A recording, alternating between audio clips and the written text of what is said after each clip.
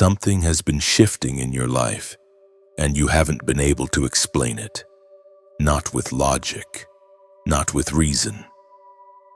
You wake up feeling a strange heaviness, even on days when nothing bad has happened.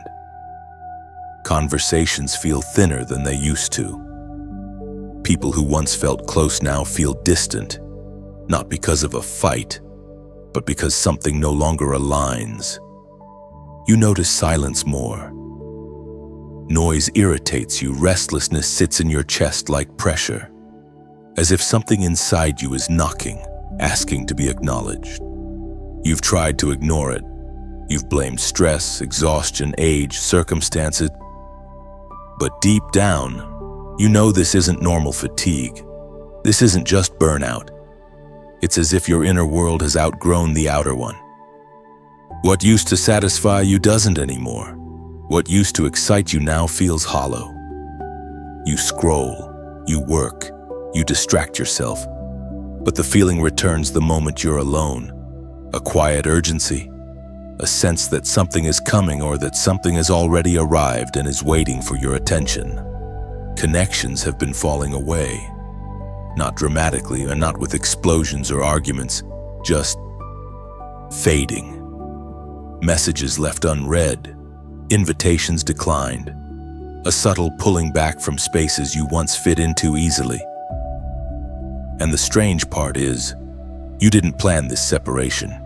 It's happening to you, almost as if life itself is rearranging your surroundings, removing familiar supports, forcing you to stand without leaning on what you used to rely on. You feel pressure to change, but you can't fully explain what needs to change. You just know that staying the same feels unbearable. There's an inner discomfort, like wearing clothes that no longer fit. You sense that something in you is maturing faster than your environment. You're becoming aware of things you didn't notice before: patterns, motives, emptiness behind smiles, noise without substance. And once you see it, you can't unsee it. At night, your thoughts wander into deeper territory. Questions about meaning, direction. Why your path feels harder than others. Why you seem to feel things more intensely. Why you can't fully numb yourself, no matter how much you try. You may not use spiritual language for it yet, but there is an inner stirring that refuses to let you stay asleep. This is often the moment people misdiagnose themselves. They think something is wrong with them. They think they're broken, dissatisfied, ungrateful. But what if this discomfort isn't a flaw? What if it's a signal, a symptom, not of sickness, but of awakening?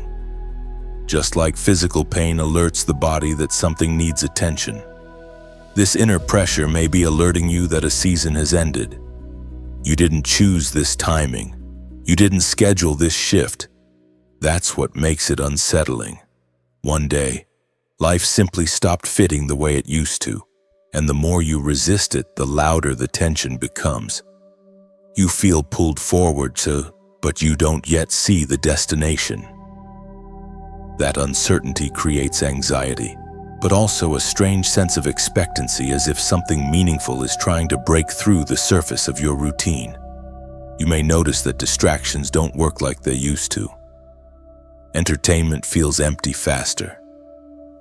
Pleasure wears off quickly. Even achievements don't satisfy for long.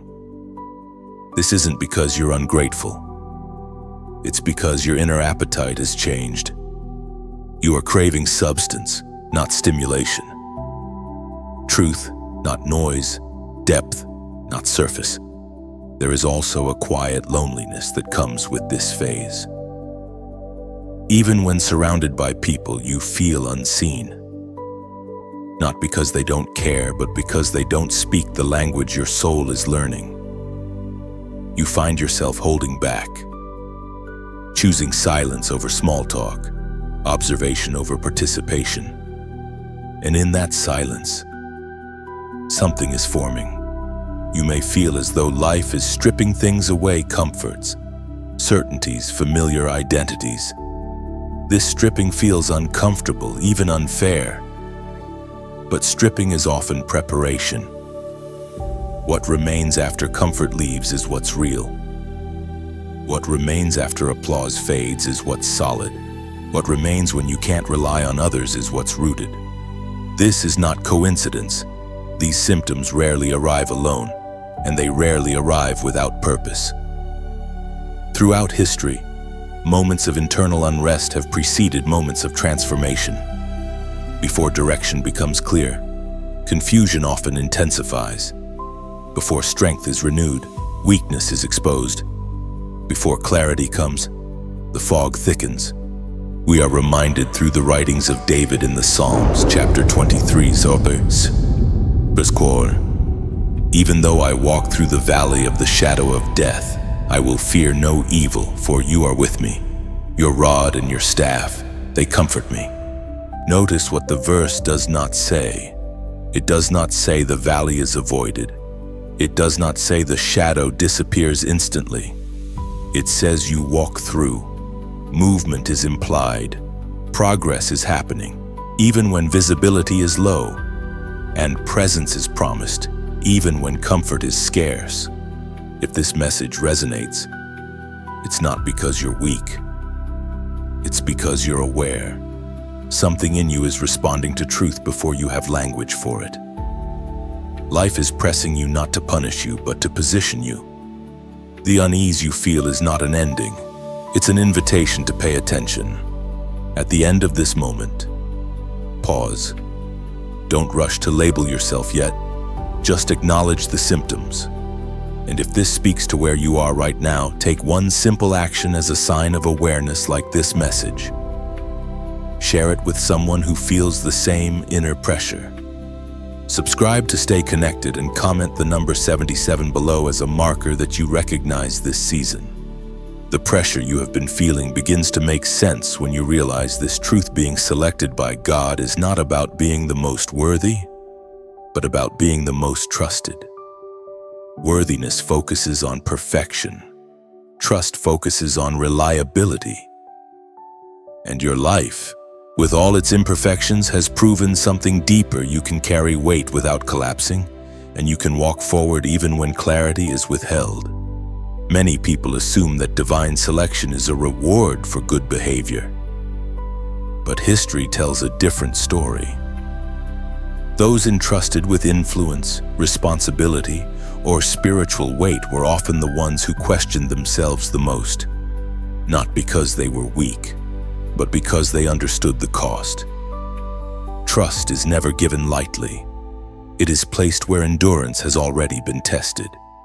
This is where recognition begins, not as pride, but as clarity. You were not singled out because you had everything together. You were singled out because you were willing to keep moving when things fell apart. You stayed when others walked away. You reflected when others blamed. You carried burdens quietly without demanding recognition. These are not accidental traits. They are indicators of trustworthiness. Now comes the practical part. Recognition without grounding becomes imagination. So you are invited into a moment of honest assessment, not mystical, not dramatic, but deeply real. Where exactly is responsibility already resting on you? Where are you already carrying more than most, even if no one applauds it? Begin with your family. Not just blood relations, but anyone whose emotional or practical stability somehow leans on you. You may be the one who listens, who absorbs tension, who mediates conflict, who holds things together when others fall apart. You might be the emotional anchor, the silent supporter, the one people assume will handle it.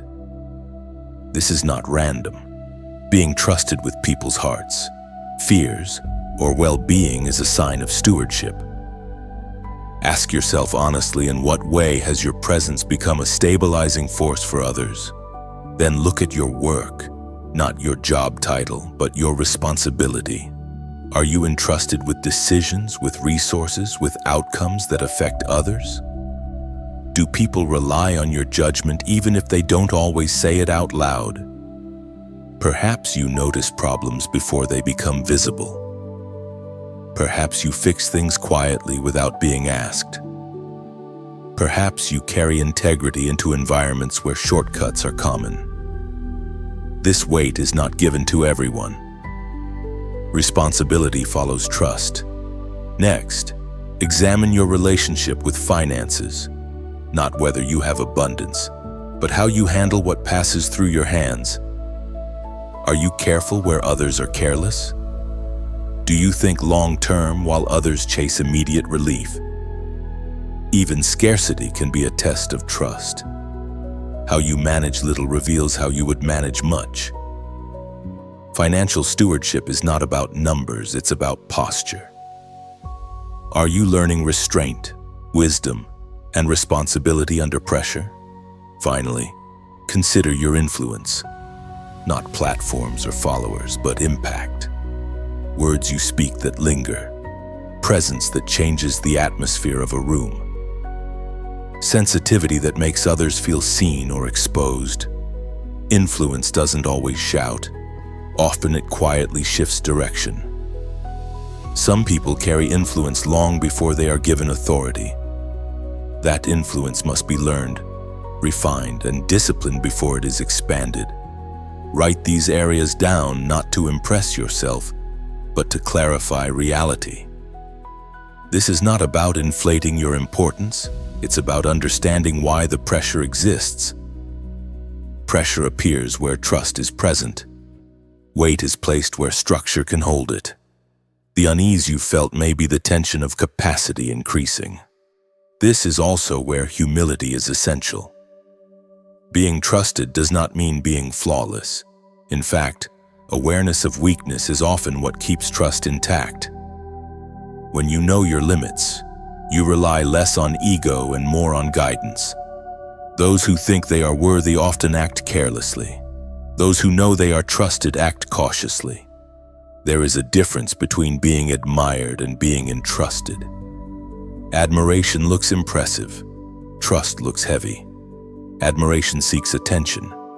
Trust requires consistency. And your life shows patterns of consistency under strain. You have been forming endurance long before you understood why. As the apostle reminds us in his letter to the Corinthians in chapter 4, verse 2. Moreover, it is required of stewards that one be found faithful. Faithful does not mean perfect. It means dependable. It means you show up again. It means you guard what is placed in your care. It means you do not abandon responsibility when it becomes inconvenient. Stewardship always precedes expansion. Trust always precedes visibility. This recognition is not meant to elevate you above others. It is meant to steady you. When confusion rises again, and it will, you return to what you know you are already carrying something meaningful. The question is not whether you are chosen. The question is whether you will consciously steward what has already been placed in your hands. You are learning to see your life not as a collection of random struggles, but as a field of responsibility already entrusted to you. And once you see it, you cannot unsee it. The weight you carry now is preparation, not punishment. Awareness is the first step into alignment. As awareness sharpens, something else begins to surface: resistance, not from the outside, but from within. This is the quiet stage where clarity and hesitation coexist. You know more than you did before, yet acting on that knowledge feels heavier than expected. This is not failure. This is friction. Every meaningful transition produces it. You begin to notice how easy it is to delay small obediences. Not rebellion, just postponement. Later becomes a comfortable hiding place. You tell yourself you need more information, more confirmation, more strength. But beneath those reasons is a subtler fear. Once you move, you can't pretend you didn't know. This is where many people stall, not because they don't believe, but because belief demands response.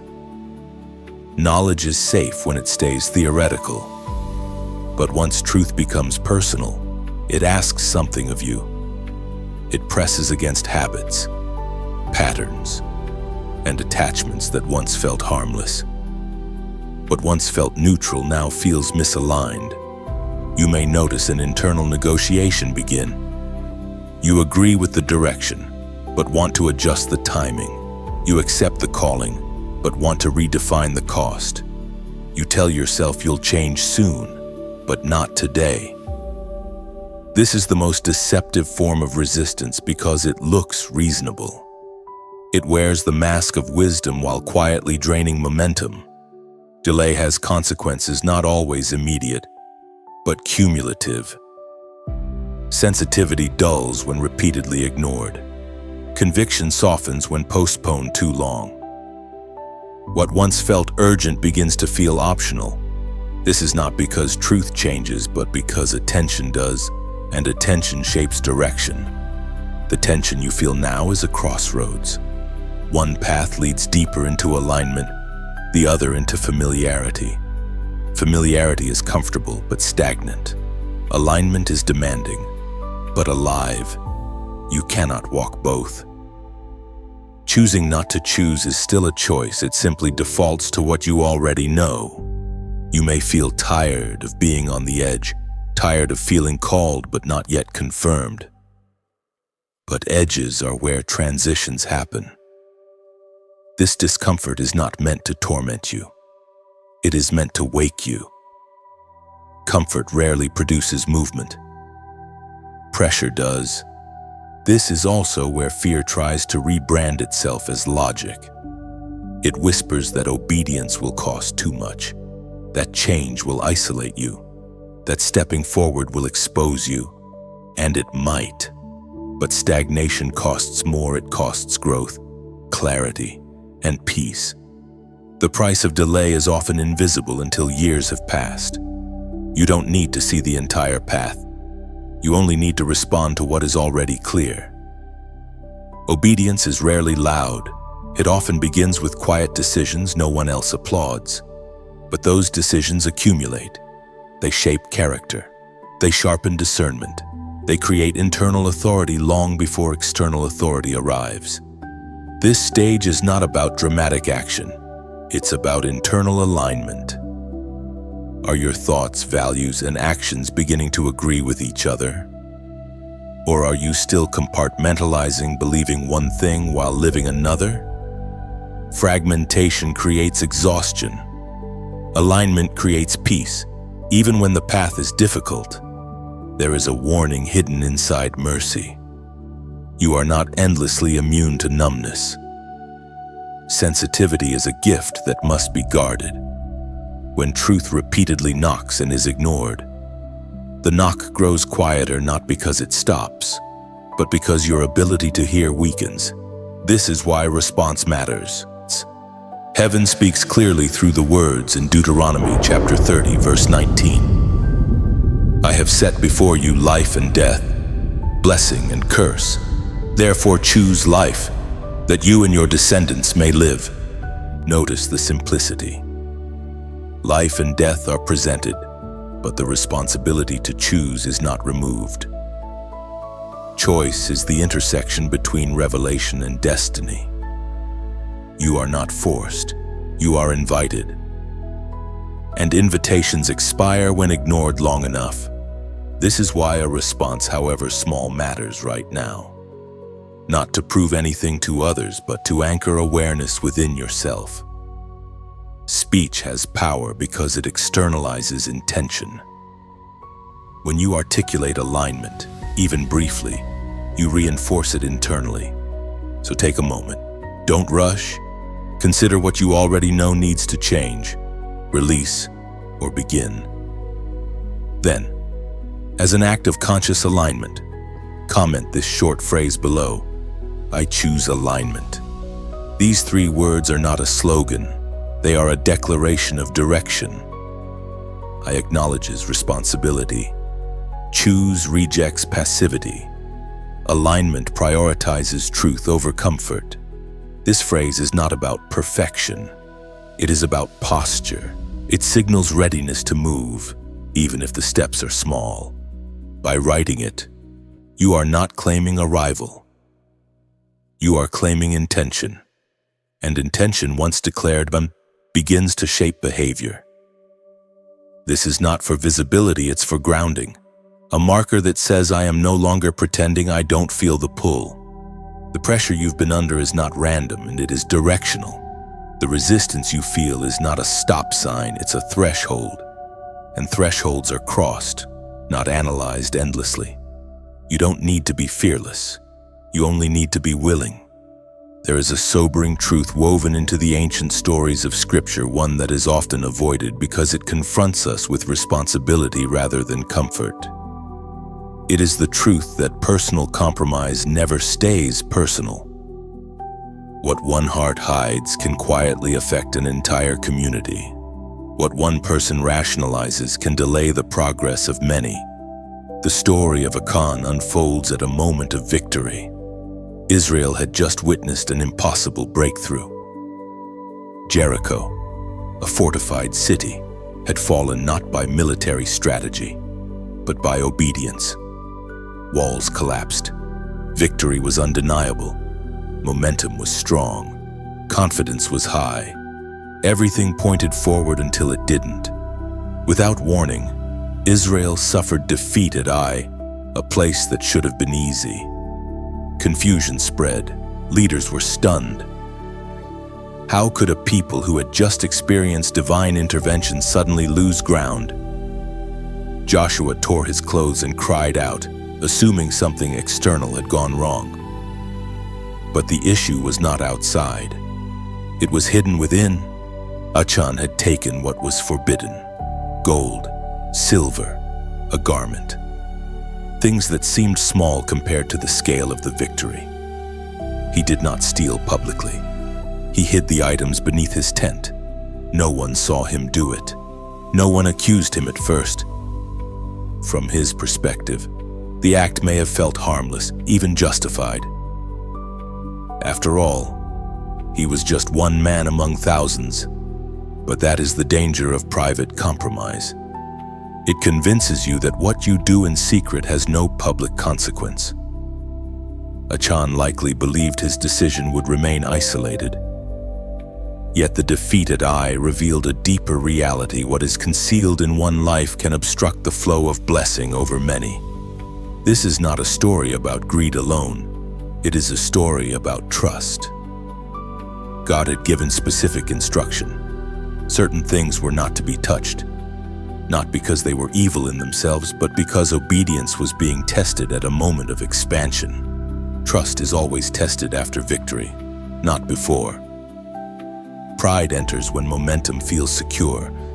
When the truth was finally revealed, the cost was devastating, not only for Achan, but for his household. This detail often unsettles people, and it should. It reminds us that influence runs deeper than we think. Our choices shape environments. Our hidden compromises teach others what is permissible, even when we never speak them aloud. The lesson is uncomfortable, but necessary. Blessings are communal, and so are consequences. When you are part of something larger than yourself, family, community, calling your private decisions carry public weight. Responsibility increases with proximity to purpose. This is why inner integrity matters more than outward appearance. You can look aligned while being inwardly divided. You can participate in victory while quietly sabotaging the future. Compromise rarely announces itself as rebellion. It disguises itself as entitlement, fatigue, or exception. Achan's downfall did not begin with theft. It began with desire unchecked. Desire that was not submitted, questioned, or restrained. He saw, he wanted, he took, and he hid. That progression has not changed across generations. What changes is only the object of desire.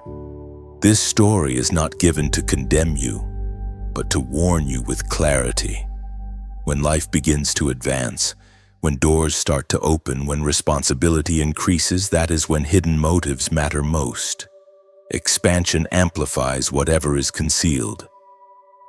Character is revealed not under pressure alone, but under progress. You may feel tension as you hear this because it touches areas you'd rather avoid, areas you've justified, areas you've minimized. That discomfort is not accusation, it is mercy. Exposure before destruction is grace, not punishment. According to what is revealed in the book of Joshua, chapter 7, verse 11, Israel has sinned. They have transgressed my covenant which I commanded them. They have even taken some of the accursed things, and have both stolen and deceived, and they have also put it among their own stuff. Notice the language, among their own stuff. What was forbidden was mixed with what felt normal. This is how compromise survives, by blending in, by hiding in plain sight, by becoming familiar. You are not hearing this story by accident. It is placed here as a mirror, not a weapon. The question is not whether you are like Achan. The question is whether there is anything hidden that could hinder what God is building through you. This is a moment for quiet honesty. Not public confession, not dramatic gestures, but inward alignment. What needs to be released before it poisons the future, what must be surrendered so momentum is not lost. Victory is too costly to sabotage from within. If this message brings clarity, let it also bring responsibility. Stories like this were preserved so later generations could learn without repeating the same cost. If you sense conviction, don't suppress it. Let it refine you. And if this teaching resonates, if you value messages that confront gently but truthfully, supporting the spread of it matters. A simple like helps others find it. Sharing it may place it in front of someone who needs this warning now. Subscribing keeps you connected as these teachings continue to unfold. These small actions help ensure that clarity reaches those standing at similar crossroads. The purpose is not fear, it is alignment. Integrity protects progress. Obedience preserves blessing. And what is dealt with privately today does not have to be judged publicly tomorrow. After warning comes mercy. This is the rhythm that repeats throughout Scripture and throughout life. Exposure is never the end of the story unless it is rejected. What was revealed in the previous moment was not meant to crush you, but to clear the ground. Now the focus shifts not to what went wrong, but to what can still be restored. Many people misunderstand repentance. They think it is emotional collapse or self-punishment. But repentance, at its core, means realignment. It is a turning not just away from something, but toward something else. Toward truth, toward order, toward clarity. And most importantly, toward life. The door that remains open is not open because mistakes were small. It is open because mercy is intentional. God does not reveal hidden things to shame you, but to heal you. What stays hidden festers. What is brought into light can be transformed. This is why conviction feels sharp but also strangely hopeful at the same time. You may feel regret over what you ignored, delayed, or compromised. That regret does not disqualify you. What disqualifies people is stubbornness, the refusal to respond once awareness arrives. Sensitivity to correction is a sign of life. Numbness is the real danger. This is a moment to understand something critical. Alignment can be restored faster than you think, but not without honesty. You don't need to relive every failure. You don't need to punish yourself, but you do need to stop pretending. Restoration begins when excuses end. There is a quiet power in confession, not necessarily to people, but before God. Naming things accurately breaks their control. What you name no longer owns you. What you hide continues to shape you from the shadows. Light doesn't negotiate with darkness. It replaces it. You may be surprised how quickly peace begins to return once resistance stops.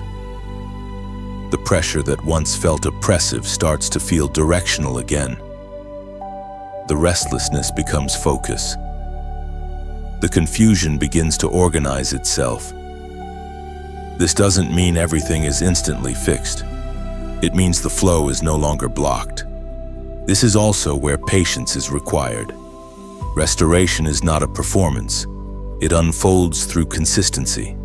Daily decisions, quiet obedience, small course corrections repeated over time. Many want dramatic resets, but lasting change is usually built through faithful repetition. You are not starting from zero. Everything you've learned, even through mistakes, becomes usable once alignment is restored. Nothing is wasted when surrendered. Even failure becomes instruction. Even delay can produce discernment. There is a tenderness in this phase. God does not shout here. He reassures. He stabilizes. He rebuilds confidence without feeding pride. This is where you learn to walk steadily instead of rushing emotionally from high to low. You may also notice relationships shifting again. Some return stronger. Others remain distant. That's okay. Restoration doesn't always recreate the past. Sometimes it prepares you for what fits the future. Alignment changes compatibility. This open door is not permanent by default. It remains open by response. Grace must be received to be effective. Mercy must be stepped into, and stepping in requires intention. The Spirit spoke through the prophet Jeremiah, chapter 3, verse 22. Return, you backsliding children, and I will heal your backslidings. Notice the promise is healing, not punishment. The invitation is return, not perfection. Healing implies process. It implies care. It implies that damage is acknowledged, not denied, but also not final. Healing is never rushed because it is relational. It unfolds through attention, patience, and truth. God does not erase wounds by pretending they never existed. He heals by touching them, cleansing them, and restoring strength where weakness once lived. What is healed becomes wiser, not fragile. Perfection was never the requirement, responsiveness was. The call to return is an invitation into safety, not scrutiny. God does not demand that you arrive flawless. He asks that you arrive honest. From that honesty, stability grows, trust is rebuilt, and direction becomes clearer with each obedient step. Acknowledging damage does not make you condemned. It makes you reachable. What is denied cannot be restored, but what is surrendered can be renewed. Healing declares that failure had a chapter, not the conclusion. Restoration speaks louder than regret, and mercy proves that the story is still unfolding. This is the moment to mark your decision internally and externally, not as a show, but as a seal. Throughout Scripture, people mark turning points, stones stacked, words spoken, altars built not because God forgets, but because humans do. So here is your act of acknowledgement. A simple numeric marker, not mystical, not symbolic for others, but meaningful for you. A quiet way of saying, I am returning. I am resetting my direction. I am no longer resisting the process that restores me. Comment the number 40 below. This number represents a season of return before renewal, a pause before progress, a period where God rebuilds what drifted, corrects what bent, and strengthens what weakened. It marks your willingness to walk through restoration instead of rushing past it. Let this be your internal signal that you are not avoiding correction. You are allowing it to realign you. Now the focus shifts again, not backward to what was corrected, and not forward to what will be rewarded, but inward to what must be strengthened. This is the quietest phase, and often the most misunderstood. Nothing dramatic seems to happen here. There is no applause, no visible breakthrough, yet this is where endurance is formed. After alignment comes weight, not punishment but responsibility. Once clarity is restored, you are able to carry more without being destabilized by it. Before, pressure felt chaotic. Now it begins to feel structured. You are no longer reacting, you are learning to stand. This stage teaches you restraint. You realize that not every truth needs to be spoken immediately. Not every insight requires expression. Maturity learns timing. Strength learns silence. Power learns containment. You begin to understand that authority is not proven by how loudly you speak, but by how steadily you live. You may notice a shift in how you respond to conflict. Things that once provoked you no longer have the same grip. Not because you are numb, but because you are rooted. Emotional reactions give way to discernment. You pause more. You choose more carefully. This is not loss of passion, it is gain of control. There is also an internal pruning that continues here. Certain desires fade, certain ambitions lose urgency. Not because they were sinful, but because they were secondary. What remains is simpler, clearer, and more aligned with purpose rather than performance.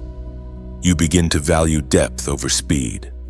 You learn to obey without immediate reassurance. Earlier, you needed confirmation. Now, you act from conviction. This is a significant shift.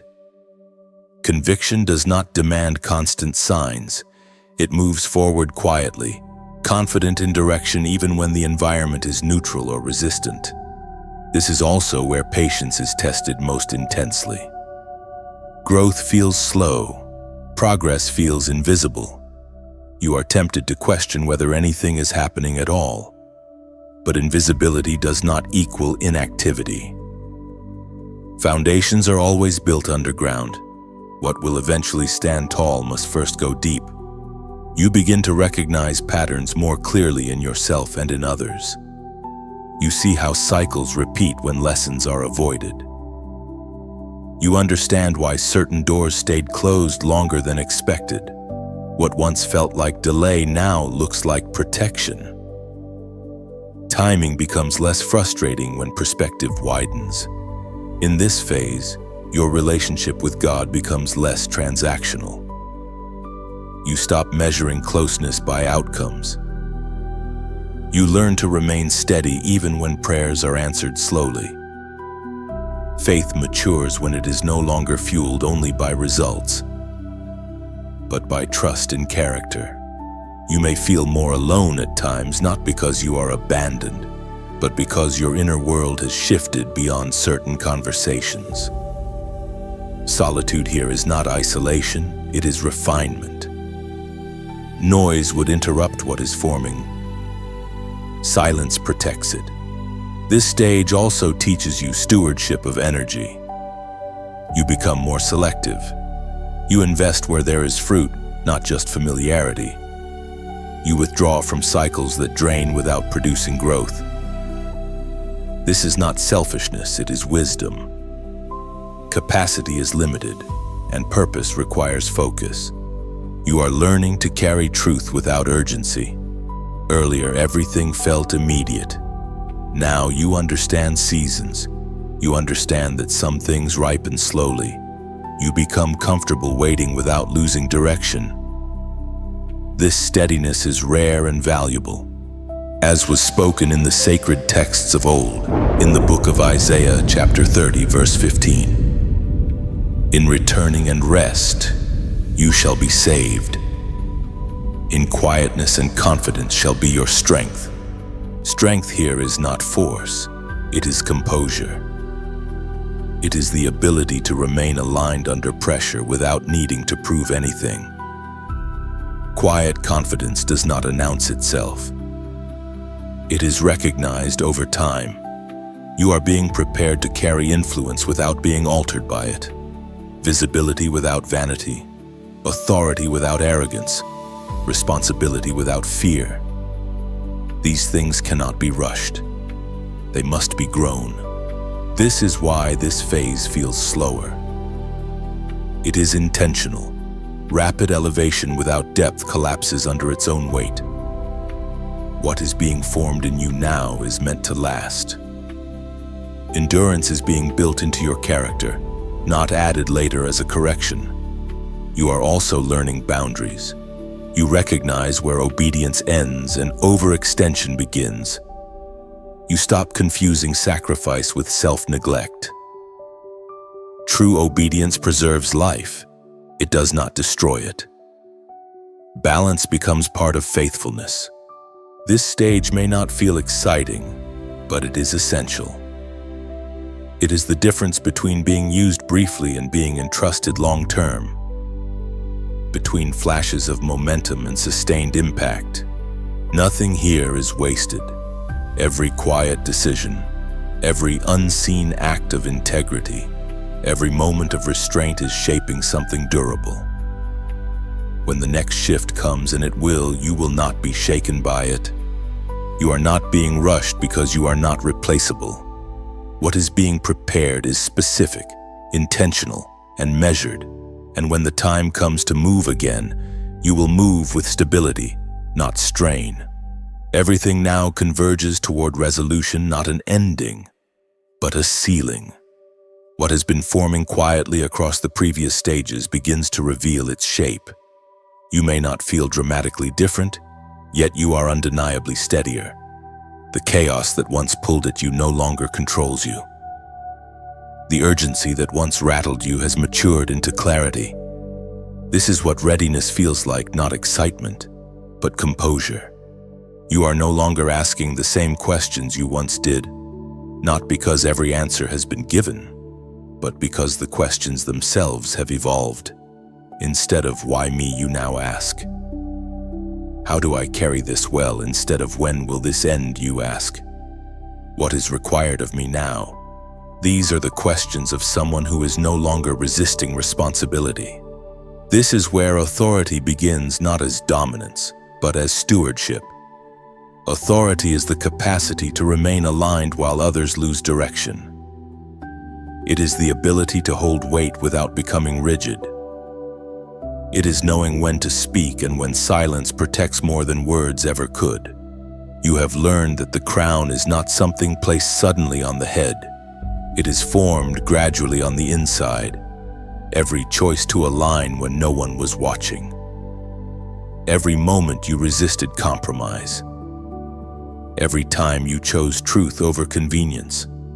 These moments did not feel significant then, but they have been shaping you all along. The crown reserved for the obedient is not decorative, it is functional.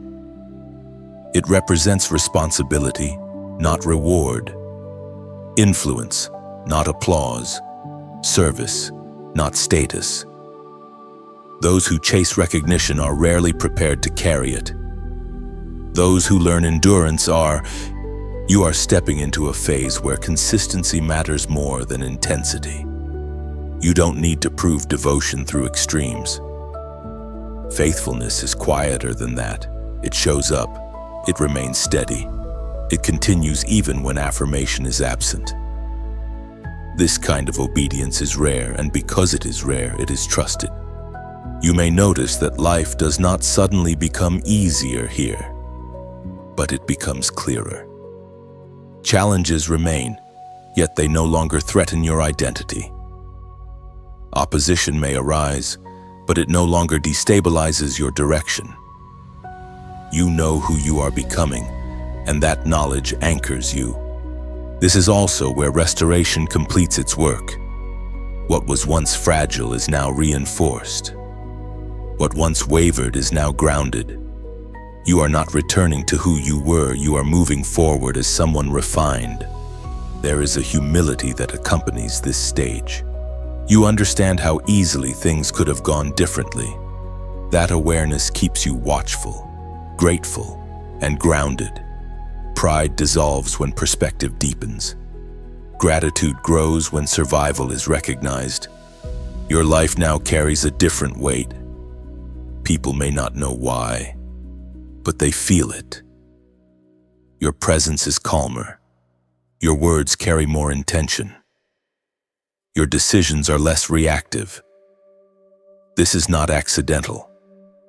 It is the result of internal order, as Jesus himself declared in the Gospel of Luke, chapter 16, verse 10. He who is faithful in what is least is faithful also in much. Much is not always visible. Sometimes much is influence over a few lives. Sometimes it is stability in one home. Sometimes it is integrity in unseen places. God measures differently than the world. Faithfulness is the metric that matters. You are not finished being shaped, but you are finished being shaken by every season. You have learned how to remain rooted, and roots, once established, support growth that cannot be easily uprooted. This is why you are asked to walk through pressure instead of around it. This is why comfort was interrupted. This is why clarity came slowly.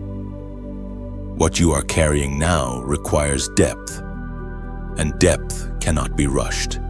If these words have walked with you through this journey, if they have steadied you, clarified you, or reminded you of who you are becoming, then staying connected matters, not for numbers, but for continuity. Messages like this are meant to travel to those standing quietly at their own thresholds. A simple like helps that happen. Sharing it may place it in front of someone who needs this reassurance now. Subscribing keeps you aligned with what continues to unfold. You are not alone in this path. Others are being refined in parallel. Quietly, faithfully, without spectacle. And together, this steadiness becomes something larger than any one person. The crown you are growing into will not weigh you down. It will fit because it has been formed through obedience, not ambition, through alignment, not urgency, through faithfulness, not force. Stand where you are. Remain attentive. What comes next will meet you ready. Stand where you are without rushing ahead or retreating backward. This moment is not a pause due to uncertainty, but a pause filled with intention. Attentiveness here sharpens discernment. What is coming does not require you to chase it. Readiness allows it to arrive without strain. Remaining attentive means resisting distraction, not action. You are not idle, you are aligned.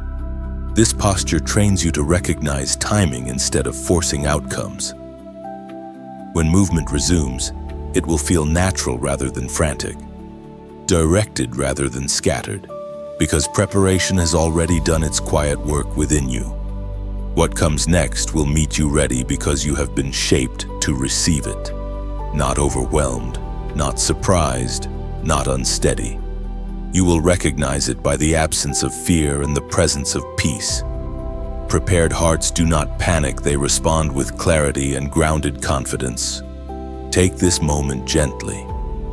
There is no dramatic closing, no urgent command, no pressure to respond in a specific way. What has been spoken has already done its work simply by being heard. Some seeds settle quietly. They do not demand attention. They wait. You may walk away from this message and feel nothing immediately, or you may feel a subtle steadiness, a quiet clarity that wasn't there before. Both are valid. Truth does not always announce itself with emotion. Sometimes it arrives as calm, sometimes as resolve, sometimes as a slow rearranging of priorities that only becomes obvious later. You are not required to prove anything. You are not required to react loudly. Growth is not measured by how quickly you respond, but by how deeply you integrate what resonates.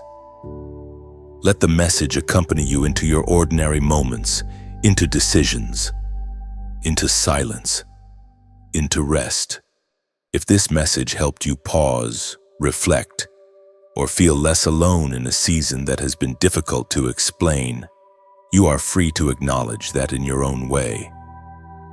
Some people express that through a like or a share, allowing the message to find someone else who may need it. Others simply carry it quietly and let it do its work internally. Both responses are enough. There is no rush from here. What matters will surface when it needs to. What belongs with you will stay. What does not will fall away naturally.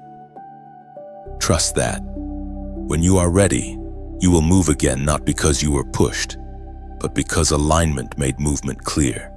Until then, remain present, remain honest, remain attentive. This is not the end of something.